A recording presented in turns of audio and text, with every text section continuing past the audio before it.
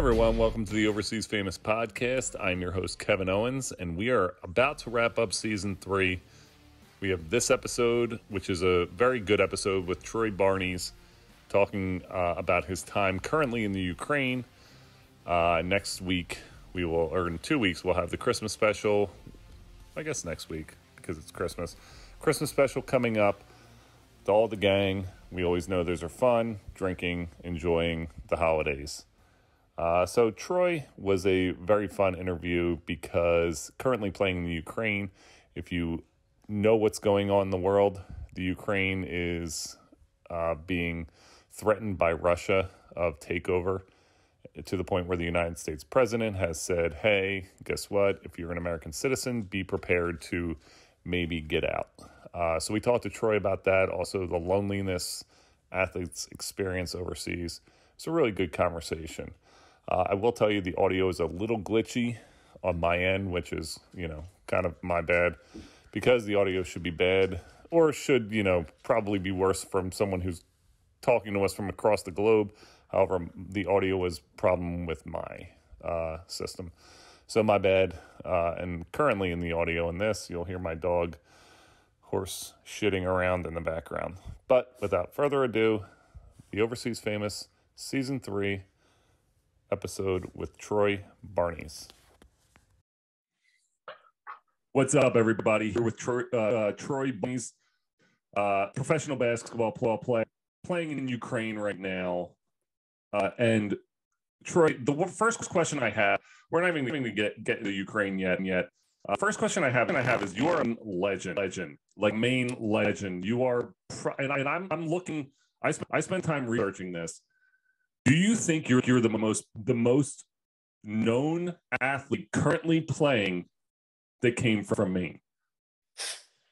I don't know. I think I'd be up there, but I mean, I wouldn't say that so much. It's not me just trying to be humble by any means, but I think there's some younger players that are out, like Nick Mayo, and older players like Nick Medley. These guys are also overseas as well, but I think I'm more connected to Maine, and I try to show it as much on social media. So I'll take that side of it, I guess. Oh, absolutely. I think that's like a huge thing when I follow you and your whole entire journey. That's notice. I feel like not many people have a park named after them, and you have a park in Maine named after you, which is. Let's not even that don't even have like a plaque in my high school named after me. So you're having a whole entire park in Maine is fucking awesome. That's like really cool. My hometown has done nothing but carried my career, basically. I lost the feed. Hold on. I can't hear now. Can you hear me? I can hear you. Can you hear me? Your volume dropped out. Hold on, let me see. I don't know. Maybe it's my Wi-Fi. I don't know. Can you? I'll keep talking so you can hear me, or if anything changes. There we go. You could have very well been going the entire time. I have no idea. Yeah, we'll just keep it. Our producer will cut it out. Yep. All right. So you were a star at University of Maine, and like we were saying before, you have such a huge presence in Maine, and I think that definitely helps. The fact that you went to the University of Maine, you played high school basketball, University of Maine, you have a lot of you do like basketball, trainings and stuff and coaching out of Maine. So it is a humble experience to kind of talk to someone who is like the king of basketball in Maine. Take us through your career, kind of starting University of Maine. Was that like an easy decision for you? Were you just kind of like this is where I'll be? I don't want to go far away. I want to stay in this area. Yeah. So I took my scholarship from the University of Maine my junior year. I was pretty set in stone that I wanted to stay and play for my state. Like, obviously, clearly, by watching all my social media platforms, I absolutely love where I'm from. So, and it hasn't changed since high school. So when I got the offer from UMaine, I was like, yep, I'm going. Like, I want to be a Black Bear. I want to stay in my state. And one of the number one reasons was I wanted my friends and family to be able to see me play. and that makes me play harder, play better, care more, know that I have my support with me and they're able to go watch or support me easier than it would be if I went to, I don't know, California or somewhere else, you know? Yeah. I feel like I was the same way. Like I went to university, Monmouth University. It's about an hour and 15 minutes away from where I live. And part of it was like that thing. I wanted my parents to go to see me play my friends. I also I was not ready for that jump to go away and just be on my own. Like I was still like a little kid. I was like a late bloomer. I felt like that was a big reason why I was like I'm not going to just go out on my own and handle this world, which like is crazy because old people would be like pussy. Like I was in war and like when I was young, I was like I don't want to go to California. Right. But I do like that commitment to the state and just having your friends. Did that affect you like when you were Maine? Like having that atmosphere, having those guys around you every single time you were playing. Yeah, it was great. I knew a lot of people going to the University of Maine, not for athletics, but my friends and a lot of people from around the state that were going. So that helped me feel like a better transition for me from high school to college. And then as well, my twin brother, I have a twin brother. He played football at Husson University, which was 15 minutes away from me at a Division III school. So that made it solidify for me that like I got to be around my brother. We got to be in the same area, and my parents could go up at a 2-hour drive to see both of us at the same time. That is great. I didn't know you had a twin. That's like a really there's a lot that goes into that. You have that like connection, and you're off in Europe, and he's home, and like has that tough? Has he been out to visit you? Does he come out a lot? He hasn't been able to a lot in my career, to be honest. Actually, no one really has been able to because I'm all over. I go to a different country almost every year. So, and as we got older, full-time jobs don't allow that, 9 to 5. And my brother is a police officer, so like his hours are probably a lot worse than my 2 practices a day that I complain about every day. But yeah, he came out to see me a couple of years ago when I played in Hungary, and then like second year overseas when I went to Finland, he came out to visit me for a week or 2 as well. So he's been out here to visit, but like I said, as we got older, time has been more precious than anything. Yeah, I hear you. So going back into Maine, now this is crazy because I've been to 48 of the 50 states. I've been to Alaska, and I haven't been to Maine, which is wild because it's like weird because I've been to like New Hampshire, and I feel like I've been so close, but for some reason I've never been in Maine. Like, are you a beer guy first off? Are you like a craft beer guy? Because I feel like that's like I'm not a craft beer guy, but I dabble. I don't like the heavy stuff like Guinness or like the IPAs that are too strong. I'm more of a light beer guy. But the beers in Maine are good. Like if you're a beer drinker, we can find you the right stuff. You know what I mean? I swear, I'm 41. And when I was younger, all I drank was beer. And I drank like 2 beers the other night, and they were like heavy, kind of that heavy kind of Christmas beers. And I was like, I had a headache the entire yesterday, and I couldn't shake it. I was like, what is happening? I was like, there was 2 beers, but like once you start messing with like 12% alcohol, like you don't realize that's really gonna really mess up your day. Seriously. And then if they taste really good and they're easy to drink, it's a problem. Oh, anything that's just goes down easy is just way. I'm a quick drinker. Like I'm that kind of guy who'll sit there and like I drink water really quick. So or water, and the rest of the world says from Philly. So water. I could tell immediately. Yeah. So I have that, like I drink that really quickly. So I feel like every liquid now that I drink has turned into just I'm just downing it. It's not a good way to live. It was good when I was playing and like young like you and like still able to go out and stuff. You get the night going quicker, but when I'm old, it's just not a fun experience. I'm gonna be 33 in like about a month and a half, and I already slowing pace down from all of that stuff. I can't. I'm feeling it too, so I'm like right behind you, man. For real. I love the you just tweeted not to like talking about like this the time you're ever younger or older than your coach. Yeah, so our team has been struggling a little bit in the beginning of the season, and obviously teams overseas make a lot of changes to figure things out and try to get the ball rolling. And one of the changes our team has made recently was our head coaching job, and so our head coach got fired, and our second assistant coach was actually the one that took over recently. He'll be taking over till about the new year, and then I don't know what's going to happen there. But he is 28, and I'm 32, so. Now our new head coach, I am older than. That is tough, and I feel like that's something people don't really go into, like mindset, because there's got to be some aspects of you're kind of when there's always. I always felt when I was older, like everyone needed to listen to me. As I became an older player, I was like, all right, I'm in charge. I'm the captain. Shut your mouth and listen. And when now you're kind of like your coaches, you have 5 years younger than you. It's kind of like I think that would be tough mentally me to be like if he starts yelling at me or yelling at you, I'd be like, what? Like I'm 5 years older than you. Like, do you want to? Right. I just feel like there's that seniority factor going into it. There is a little bit, but at the end of the day, like he's got his job, and he's like this guy, like for his age, like he had to retire early because he's Ukrainian. He had to retire early because of injuries and such. So he started coaching, and then obviously he's got to where he is now. I put all of that stuff aside, including like age, and I go, okay, you're here, basketball, you're experienced, regardless of age or not. I will respect you regardless. And I kind of have to I think that adds to professionalism on my side to his side, so it evens out. Do you know what I mean? Like I can't look at it as an age, or otherwise I'm gonna think my shit doesn't stink, and then I do whatever I want. Like that doesn't look good for me or anyone on the team. So I also it's like.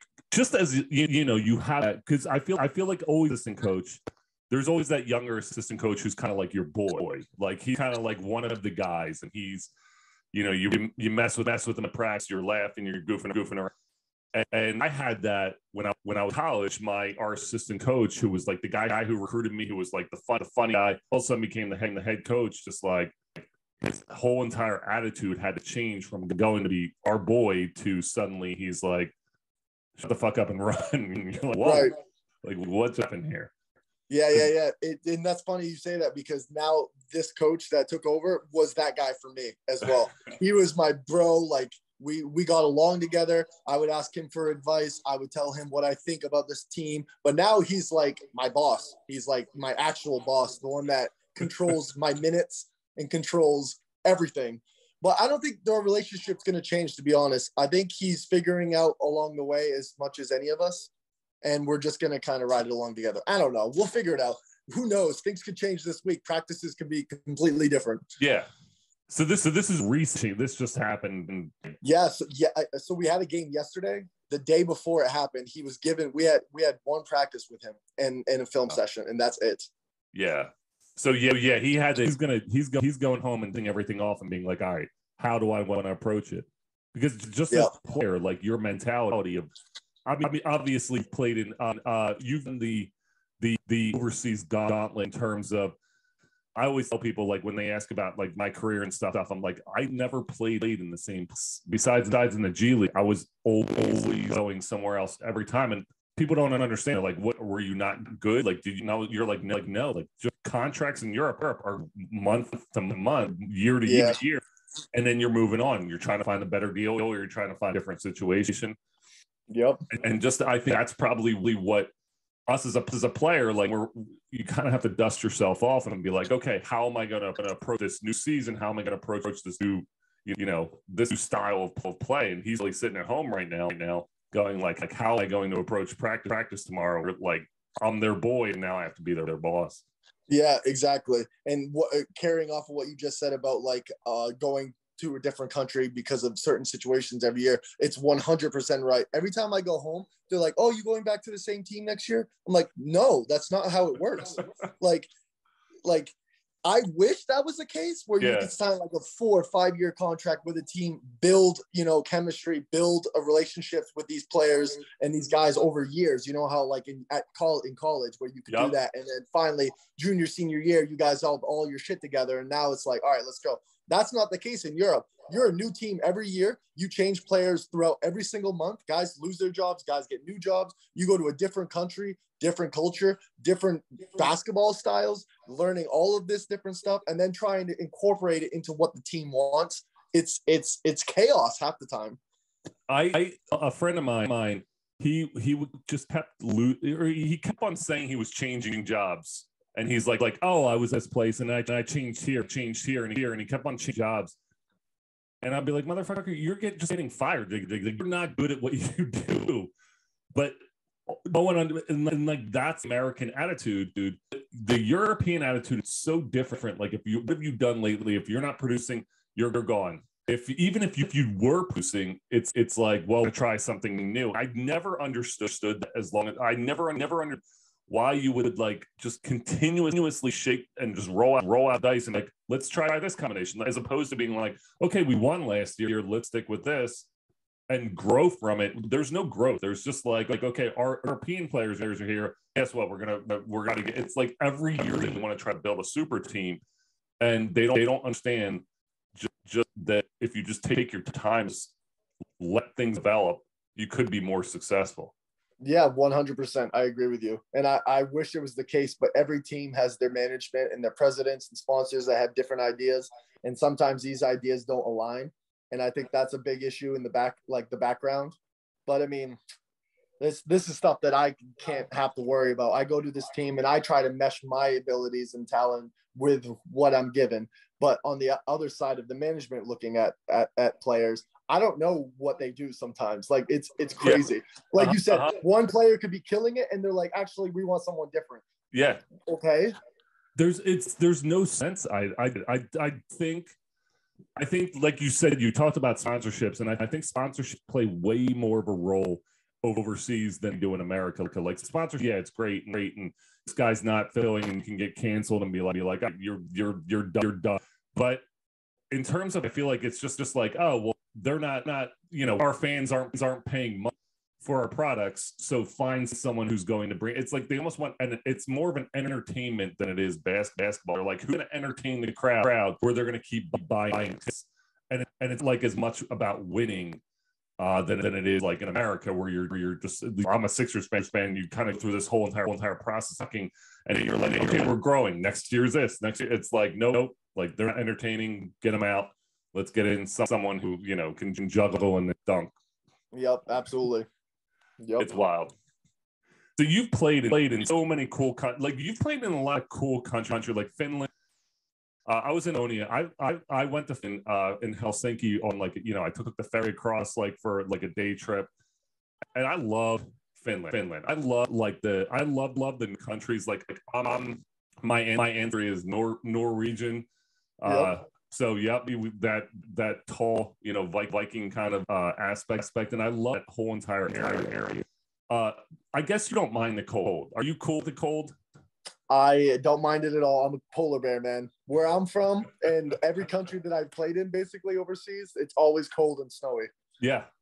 But Maine, we get brutal winters in Maine. Yeah. Like bad. Like we still have to go to school when there's a thunderstorm kind of shit.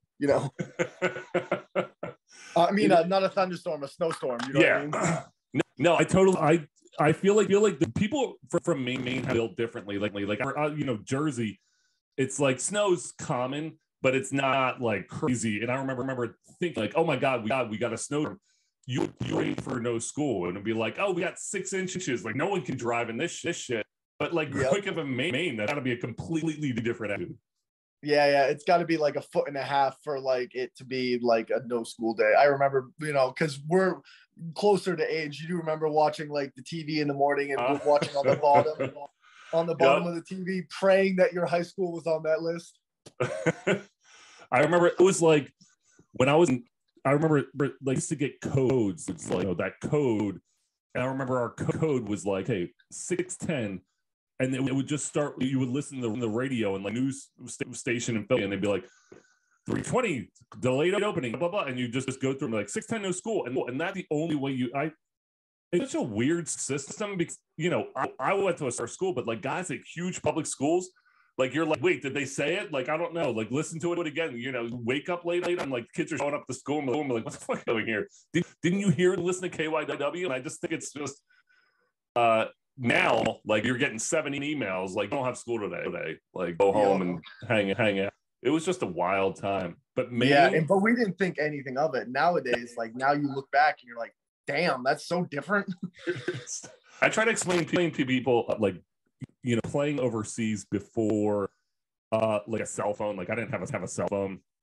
And I had like Skype.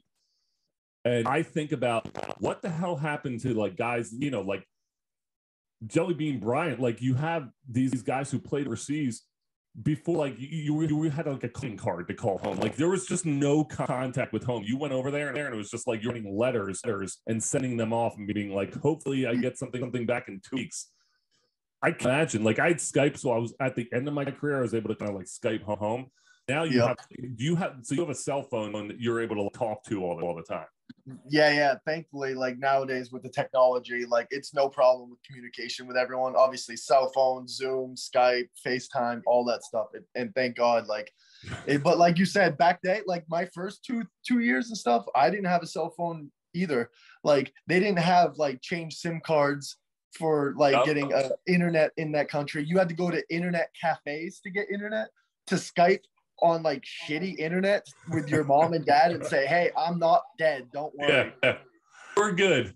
Are you, so right now, are you, is, you know, you're married, is your wife with you now? Did she travel with you? No, she's actually in Norway, where she's from. She's actually Norwegian herself. Oh, okay. So that's not that's bad at all. Yeah, like I feel like that's not bad. Yeah, it's not bad. It's just, it's with this whole COVID pandemic fucking shit. Like I'm done with this. I'm so sick of it because I barely have got to see my wife in like the last 2 years because of it. And it's like, it's crazy. Like it could be a whole nother, like I could write a book about the shit that we've had to deal with. Just COVID, not being able to enter each other's countries. Right now, I can't, like, I might have a couple days off for Christmas in between games. I can't go to her country because their COVID restrictions are so strong. I would have to have a 10-day quarantine, even being vaccinated. I'm vaccinated. Yeah. Still going there. I'd have to be in a 10-day quarantine just to like enjoy, like be normal or whatever. And I don't have that time. I'm only getting 3 to 4 days maximum. So it's not even worth it.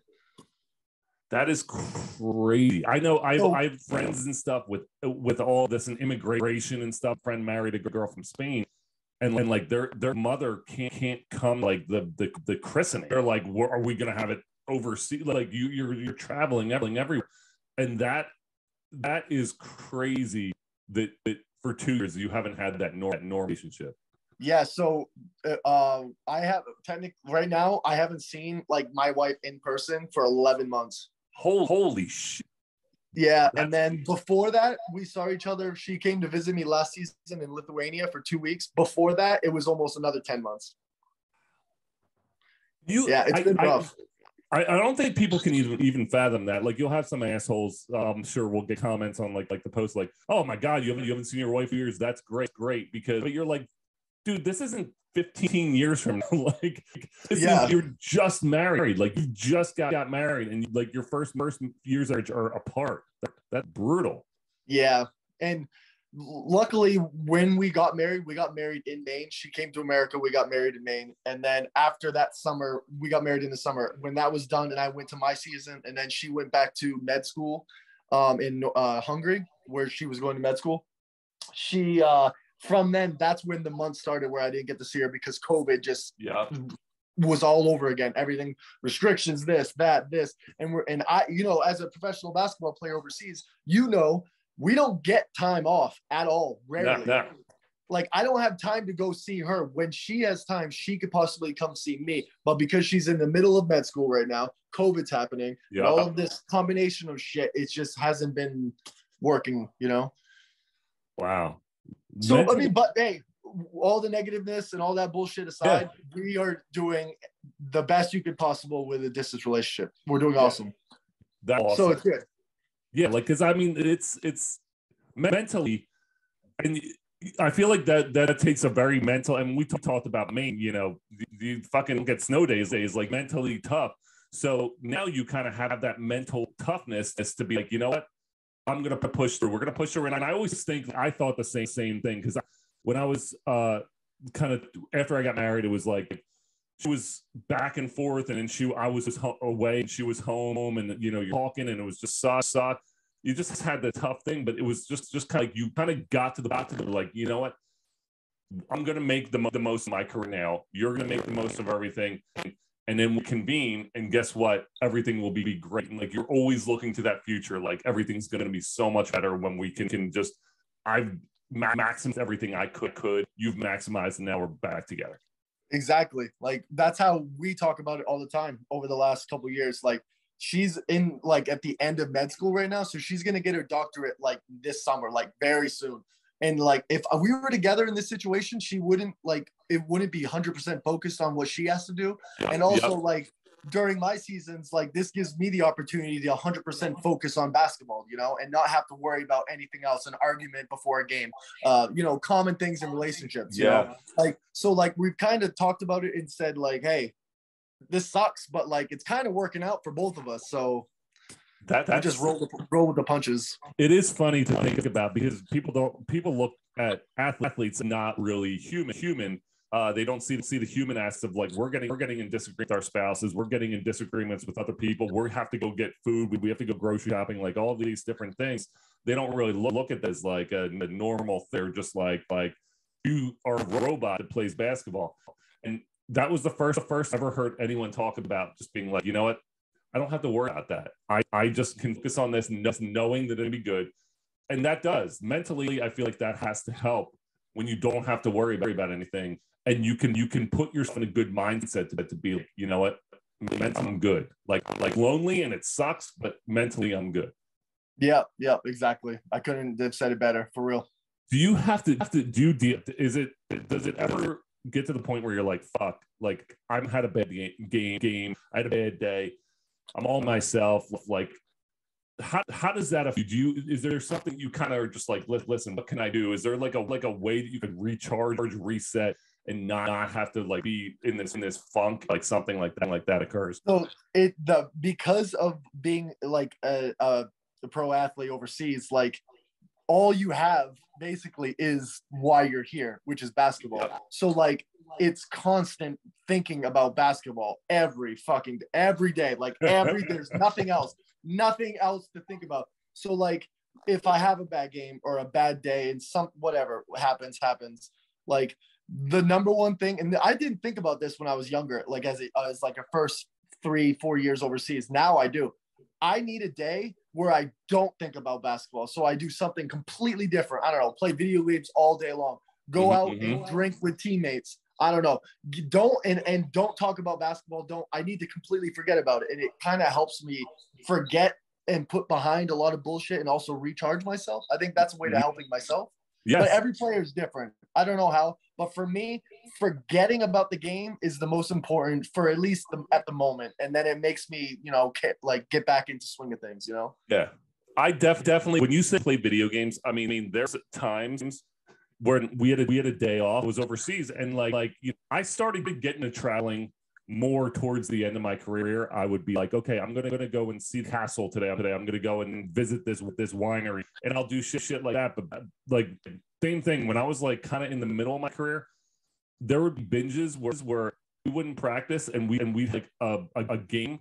Like we had a day game one time, and I came home from that day game and like played video games, woke up the next day, played video games, and then went to practice. And I was like, holy shit, I just binged like 36 hours of video games. I don't understand how I did that.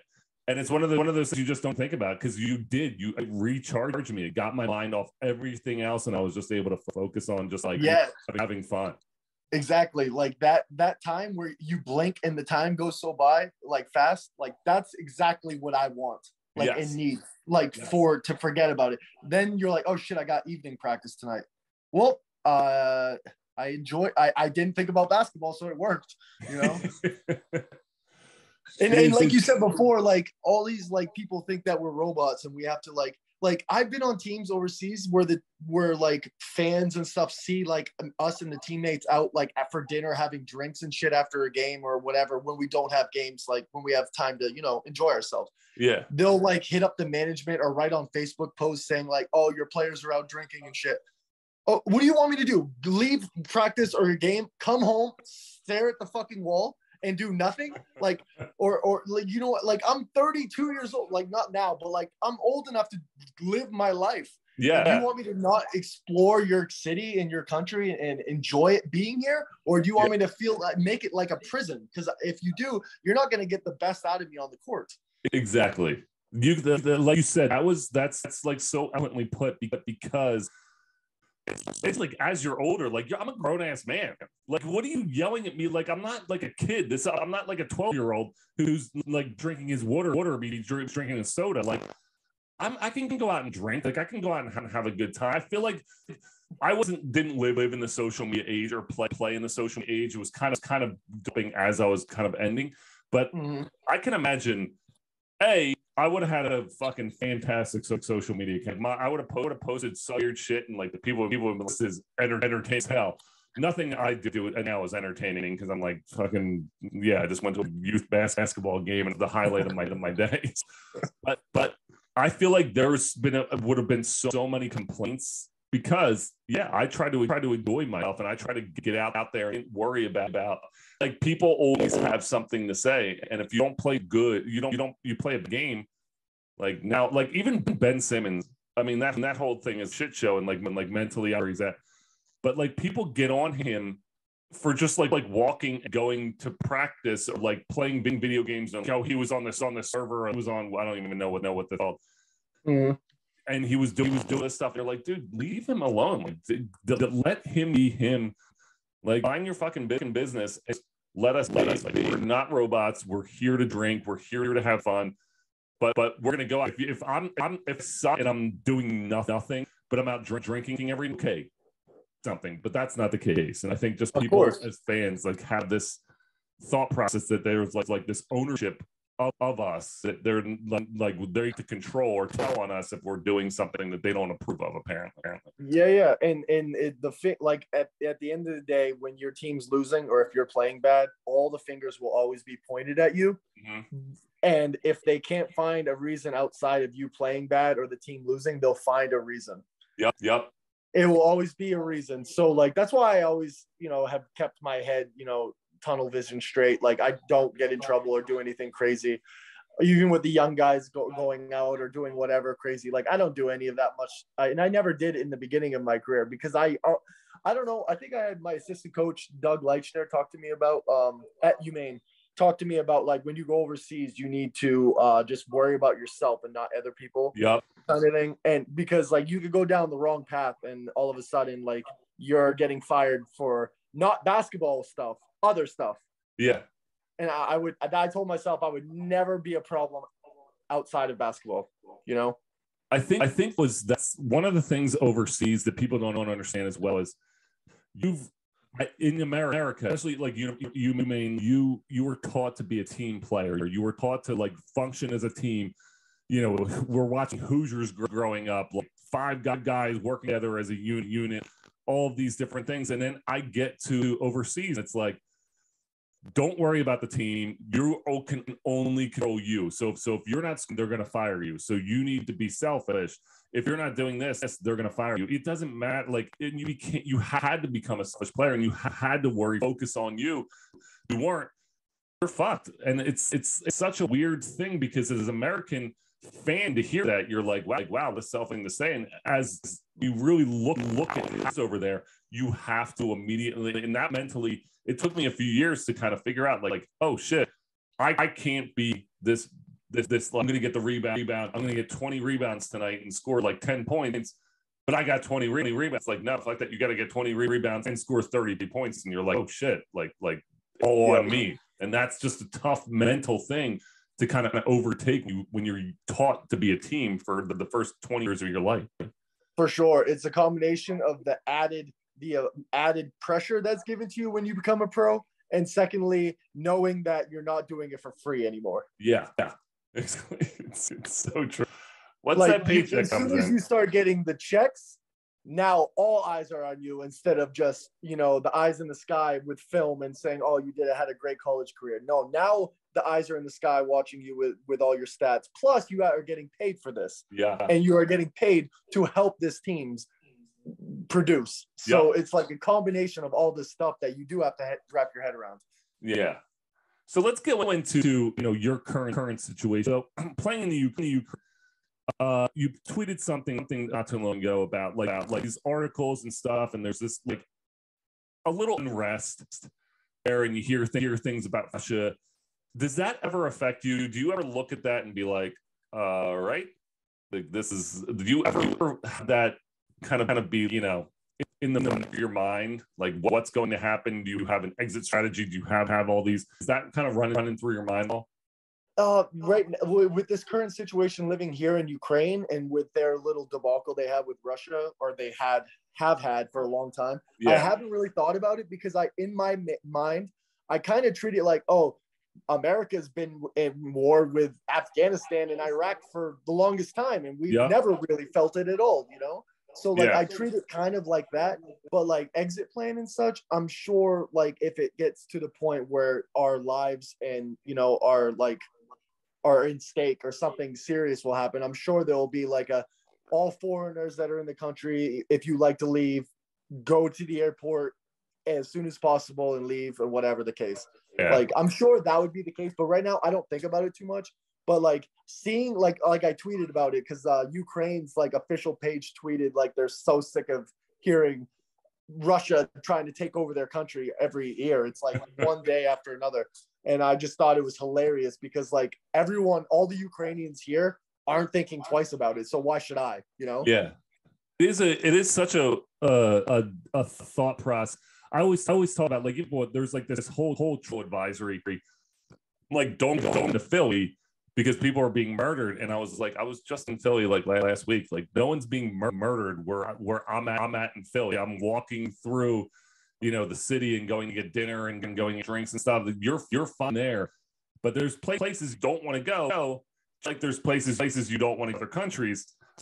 And I think when people look at some of these places that you kind of play, like Ukraine, I know I had it in Kosovo. People were like that's a dangerous place. And you're like, it's really not that dangerous. Like I've never had a problem whatsoever. Yeah. Actually, the funny thing you say that, my first year overseas, I played in Turkey. My first contract, I went to Turkey. Yeah. So I went to Turkey, and then I played well, went to Finland the following year. The following year, what happened in Turkey was there's terrorist attacks in Istanbul where there was all those bombings and such. And I lived in the same part where those bombings were. So crazy. A year later that happened. And then that made me think like, holy shit, like this could happen. It's not happening all the time, but it can. So like, like I was like a little dumbfounded because I was getting messages from people. Because remember we were talking about, oh, everyone thinks you're on one team and you stay on that team forever. Yeah. And you're like, are you okay? You're still in Turkey, right? Blah, blah. I'm like, nope, I'm not there, but thanks for reaching out. Yeah, appreciate that. Yeah. So that was insane. That made me open up my eyes a little bit. But I've been through that a little bit. Yeah, it's definitely it's a frightening experience when you even that, like you said, when you have that backdated and be like, I was there. I would walk that same exact street. I just think that as a American, I always had respect for the other country. I always had back like, I'm not going to go here if I don't really know where I'm going. I'm not, walk here at night. I'm gonna kind of be. My head's kind of. I was always on like a swivel. Like my head's always been on a swivel. I never really trusted. I was like, I'm going here.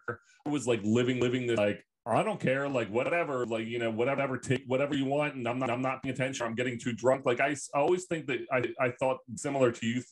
I was like, I'm gonna keep control of myself, and I'm gonna keep my head to the ground, and I'm gonna focus on basketball. Because if I don't, I could wind up in a situation that A is gonna get me fired, and B is not gonna put me in a safe position living a life. Yeah, for real. Because I've seen it. I've been overseas for this was my 11th year, and I've seen enough from Americans, foreigners on teams, and such. And their guys get fired all the time and guys get new jobs all the time. And I would say more than half, I would say, if I had to guess, like 70 or 80% of the guys that I played with, careers have been done because of one reason or another. And I'm, like I said, keep my head to the ground, do my job, focus on myself and also like my situation. And it's worked out. I've been lucky to be able to continue playing for as long as I have, but not a lot of guys have. And I'm not saying like because of them doing dumb shit is one of the reasons, maybe some of them, but injuries and all this such, like, you know, there's always one thing or another. So like, I look at it like that as well, being like, okay, Troy, like you've gotten this far doing what you're doing, continue doing this or you're done. Yeah. You're done. Are there guys like when you talk to your teammates and stuff, do they have a different mindset, like knowing? Because like you said, I always thought that if there was trouble, Americans would be the first like, hey, we're getting you out of here. But the players are just like, you know, this is your home. Go be safe somewhere. Do you get like when all of these happen, your teammates voice anything where they're like a little unsure? Do you think it's affecting play, or are they kind of like, all right, I'm used to this, just like fucking go? I would say it's like 50-50. Some guys overthink about a lot of things, like one thing or another. They just start overthinking, it will affect their game. And then some guys just go, well, it is what it is. Fuck it. Why not? Yeah. Like, whatever happens. So like it's all 50-50. Everyone's so different. Like there's guys with the biggest egos here that think their shit doesn't stink. And then there's like guys like me that just like try to make friends with everyone, make sure everyone's happy. I'm doing my job and life goes on like over a rainbow, you know? Like it's completely different. Guys are completely different. Wild. It is wild to Yep. It's just a wild experience, and people, I love this. I think this is a great time because I feel like there was a lot of insight shared of just like the mentality of like how you have to be to do like the vet mentality, have that vet mentality. You've lived through that like early overseas player mentality. Now you kind of have that vet mentality. Do you use that when like the Americans come? Like a young guy who, you know, is inexperienced or maybe his first or second year. Are you kind of like the words of wisdom, like, dude, this is what you need? You become that mentor to some of these young guys? I think over the last like 4 years, I became that guy to almost all the Americans on my team that are younger than me. And it kind of like eased my way into it. So it wasn't just like an overnight thing for me, which was good. So I got to learn how to communicate to these guys where it would get to them a little bit. And I wasn't just, you know, talking and it was going in one ear and out the other. For me, I've experienced it. And they know that. So they immediately give me the respect for that, which helps me communicate to them being like, hey, first couple years overseas, it's like this, but you have to embrace the culture, embrace how different everything is. Because if you just keep thinking about how different it is all the time and how much you hate it, you are going to be miserable and you will not last. Yep. It's so true. Mentality is so important. You will, because there was like a time, you know, when I kind of fluctuated to there, I was like, I hate this. I don't want to, I'm like miserable, and it affected my game. And I had to like go do it all and be like, no, fuck this. Like there's only a certain like amount of time that I have to do this. So I got to get it back together. And it is mentally, you gotta have that tenacity. Yep, exactly. Well, this has been Troy. This has been awesome. I'm gonna have to make my first trip up to Maine when all COVID comes up, ends, and give you a visit. Come to your park. You got to connect now, man. I can show you everything. Yeah, especially like in the it. Summertime when it's the nicest. Need to come up to Maine. That's on the bucket list. I'm heading up to Maine when COVID's over, and we'll hang. Yep, I'm down, man. I'll be there. Awesome, Troy. This is great. Good luck the rest of the season. Good luck this year. Hopefully, you know, the holidays are great, and you know, you're able to back into some sense of normalcy soon. Thanks, I appreciate it, Kevin. Awesome. Really. Good talking to you, Troy. Thanks for having me, man. Of course. Bye. Bye.